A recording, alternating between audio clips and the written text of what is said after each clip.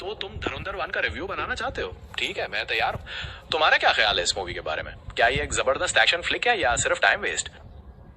इसको ज़रा एक्शन और टाइम वेस्ट से अलग रख के देखते हैं। अच्छा, आपने इंट्रोडक्शन इस तरह का देना है कि आई एम पाकिस्तानी और धुरंधर इज़ बेस्ड इन पाकिस्तान, तो लेट्स फाइंड आउट कि एक पाकिस्तानी का क्या ख्याल है इंडियन मूवी धुरंधर के बारे में, ठीक है, ताकि हमारा हुक ज़रा अच्छा बने। प्लीज़ बी स्मार्ट यार, ट्रेडिशनल से हट जाओ थोड़ा।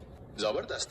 तो दोस्तों, welcome to the review of Dhurandhar 1। ये फिल्म पाकिस्तान पर बेस्ड है, तो देखते हैं कि एक पाकिस्तानी का इस फिल्म पर क्या ख्याल है। क्या ये फिल्म हमारे लोगों की सही रिप्रेजेंटेशन करती है या फिर मसाले के लिए कुछ भी? क्या कहते हो, शुरू करें? जो हमारा कराची है उसके अंदर बहुत बहुत सारी स्टोरीज है बताने के लिए, और specially Lyari, hundreds of stories needs to be told. तो आई थिंक जो डायरेक्टर है वो भी मेरी तरह कराची और लियारी से बड़ा इंस्पायर्ड था, और उसकी स्टोरीज़ वो भी देखता रहता था यूट्यूब पे। तो उसने कहा कि आई हैव द रिसोर्सेज, तो लेट्स मेक समथिंग। तो full marks for the effort कि उसने एक चीज़ बनाई जो कि एक्सैक्टली हमें पाकिस्तान को बनानी चाहिए थी। लेकिन इसमें मैं ये कहना चाहूँगा कि उसने चीज़ें तो सारी पिक कर ली, लेकिन I don't know how they think. इतनी बड़ी अपॉर्चुनिटी थी, इतनी बड़ी स्टोरी थी, इसको इतना बड़ा बना सकते थे ये लोग। इनके पास रिसोर्सेज भी थे। फ़ोन उठाते, 2-3 पाकिस्तानियों को फ़ोन करते, उनसे पूछ लेते यार, अगर इनकी भी रिसर्च अपनी ठीक नहीं थी कि वहाँ पे ऑन ग्राउंड एक्चुअल क्या चीज़ें चल रही थी, तो इनकी स्टोरी अच्छी बन जाती। इन्होंने बस मिक्स करके इधर से उधर, बस इन्होंने अपना एक स्पाई को दिखाना था, उसकी वजह से बहुत चीज़ें मिक्स कर दी, फैक्ट से बहुत दूर है। और जो लोग कहते हैं कि बड़ा बहुत ज़्यादा वायलेंस दिखा दिया, तो मेरी जान लाडले, ये वायलेंस जो आपने दिखाया है इससे 50 गुना ज़्यादा वहाँ पे आपको लोग बताएंगे जो वायलेंस हुआ है कराची के अंदर, लियारी के अंदर। आप क्या दिखा रहे हैं? रहमान बलोच को वो दिखा दिया कि वो नारियल से किसी का सर फाड़ है, तो उसको बैडास दिखा दिया। अगर आप वहाँ पे जाते, आप लोगों से पूछते, दीवार के अंदर ऐसे कीले ठोक के बंदे ठोके होते थे, 4-4 दिन के लिए दीवार में वो लगे होते थे। यहाँ वो वहाँ के लोगों का कहना है। उसके अलावा आपने वहाँ का कैरेक्टर जैंगो मिस कर दिया, जो कि माइकल जैक्सन का बड़ा फ़ैन था।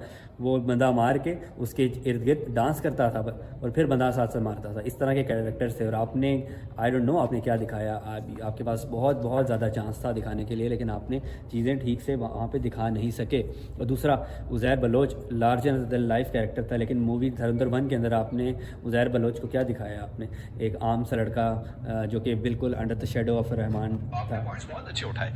कराची और लियारी की स्टोरीज में वाकई बहुत पोटेंशियल है और डायरेक्टर को वहां से इंस्पिरेशन लेना पॉजिटिव बात है। लेकिन आपकी बात में वजन है कि ऑन ग्राउंड लगता है हम थोड़ा कनेक्शन लूज कर रहे हैं। नहीं, मैं आपकी बात सुन रहा हूँ, प्लीज़ कंटिन्यू। हाँ, मैं कह रहा था कि रिसर्च और फैक्ट्स का होना जरूरी है, वरना स्टोरी वीक हो जाती है। वैसा वायलेंस को ग्लैमराइज करने पर भी बहुत डिबेट होती है। कुछ लोग कहते हैं कि फिल्म मेकर्स को ज्यादा रिस्पॉन्सिबली दिखाना चाहिए, स्पेशली जब रियल लाइफ इंसिडेंट्स की बात हो। तुम्हारा क्या ख्याल है? मैं यही तो बता रहा हूँ कि रिस्पॉन्सिबली नहीं भी दिखाएं। अगर आपको सिग्मा मूवीज़ बनानी है, आप ना दिखाएं रिस्पॉन्सिबली, लेकिन आप एक्यूरेट तो दिखा दें। धुरंधर 1 के अंदर उन्होंने बहुत सी चीज़ें एक्यूरेट नहीं दिखाई। और मुझे ये बताएं, कराची के अंदर ये जो सीन उन्होंने डाला था, वो पॉलिटिशियंस की बेटी को छोड़ने जा रहा है इस तरह के ड्रेस के अंदर, पॉलिटिशियंस के बिल्कुल घर के बाहर। यार, ये क्या पॉसिबल है? तुम चलो गाड़ी के अंदर ड्रॉप कर रही है एक बंदी को, समझ में आ रहा है तुम क्या उसके घर के सामने, और गार्ड शार्ड किधर हैं, और तुमने उसको ड्रॉप कर दिया। मतलब कम ऑन यार। और दूसरा यार, आपके पास संजय दत्त है, और आपको संजय दत्त को पोर्ट्रे करने के लिए आपके पास द ग्रेट चौधरी असलम है, उसका कैरेक्टर संजय दत्त ने करना है। और आपने संजय दत्त को 15 मिनट दिए, और संजय दत्त को आपने वो इतना खुला कमीज़ तो पहना के, वो संजय दत्त इतना कमज़ोर लग रहा है यार। Larger than life Sanjay Dutt है, लार्जर देन लाइफ आपके पास था कैरेक्टर था। एक्यूरेसी बहुत जरूरी है, वरना क्रेडिबिलिटी पर सवाल उठाता है। आपने जो पॉलिटिशियंस के घर के बाहर वाले सीन की बात की, वो वाकई अनरियल लगता है, खासतौर पर जब गार्ड्स और सिक्योरिटी का सिलसिला हो। और संजय दत्त जैसे एक्टर को सिर्फ 15 मिनट, वो भी लूज कपड़ों में, ये तो एक्टर के टैलेंट को ज़ाया करने वाली बात है। लगता है फिल्म मेकर्स ने पोटेंशियल को सही से यूटिलाइज नहीं किया।